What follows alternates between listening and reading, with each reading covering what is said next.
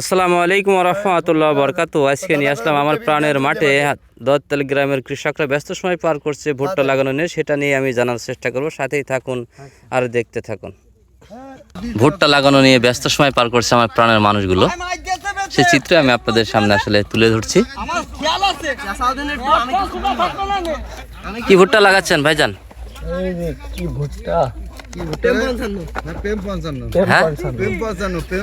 প্রেম 55 সেটা তো নতুন মনে হচ্ছে, এর আগে কি? হ্যাঁ, প্রেম 55। আচ্ছা আচ্ছা ভাই, কতটুক পর পর লাগাতে হয় যদি একটু বলতেন? তার অর্থাৎ 9 ইঞ্চি মাথায় মাথায় লাগাতে হয়, তাই তো?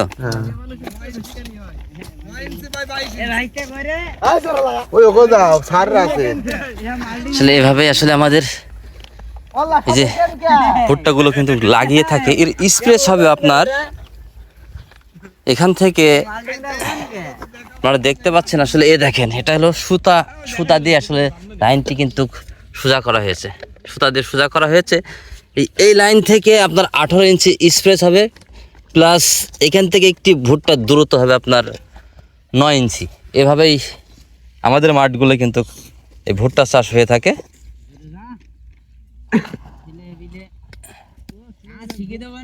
এভাবে লাইন ধরে কিন্তু আমাদের মাঠে কিন্তু কার্যকারিতা চলে থাকে। এভাবে কিন্তু ভুট্টা চাষ সম্পর্কে জানবো।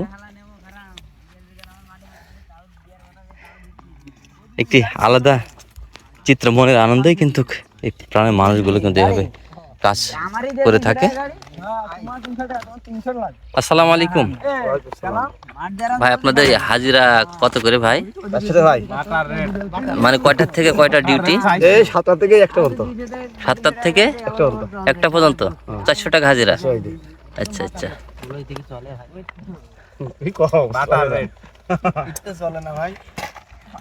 আসলে একজন কৃষকের সাথে কথা বলবো এই ভুট্টা চাষ সম্পর্কে, কিভাবে এই চাষগুলো করতে হয় সেই সম্পর্কে। আমি আসলে এই যে ভূমি মালিক বলে আমাদের এলাকায়, যে এগুলো গড়ে তোলে, যার জমি এবং যে করাচ্ছে, তাদের সাথে একটু সাক্ষাৎ করব।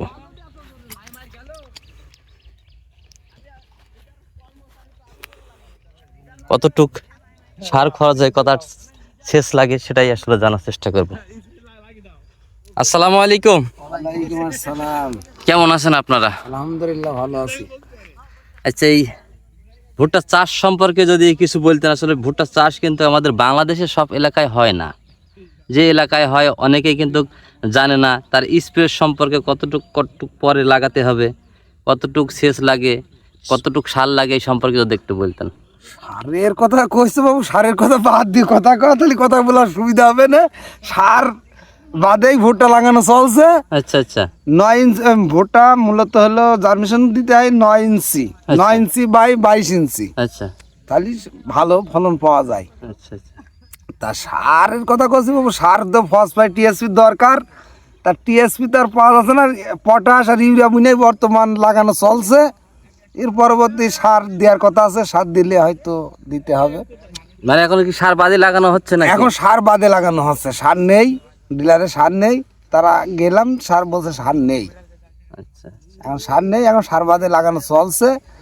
তা এখন সামনে যদি সার দেয় তাহলে হয়তো ফসল ভালো করা যাবে, আর না দিলে আশাইতে লাগানো চলছে, আশাইতে লাগানো চলছে। যদি না দেয় তাহলে এই অবস্থায় যেরাম হয় সেরাম, তো তাছাড়া তো মিয়া ভাইয়ের সাথে একটু কথা বললাম। আচ্ছা মিয়া ভাই, আপনার এই সার দিয়ে কি ভুট্টা লাগাতে হয়? সার দিয়ে লাগালে ভালো হয়, কিন্তু সার তো নেই, তা দেবো ওখান থেকে।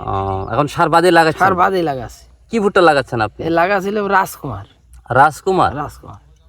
এই কি 55 এক এক সময় কি এক এক বীজ লাগান নাকি? মানে এক বইতে বারবার যদি একটা করা হয় আচ্ছা আচ্ছা, তাহলে ওর রোগ আসতে পারে। আচ্ছা, আর আচ্ছা। ঘুরি ফিরি করলেই দেখা যাচ্ছে রোগ আর আসলো না। আচ্ছা, এই ভুট্টা আপনার কেমন সার লাগতে পারে? ভুট্টায় মনে করেন বাস্তা তারিখ সার তো লাগবে শেষ পর্যন্ত, সব মিলিয়ে 4 বস্তা? 4 বস্তা।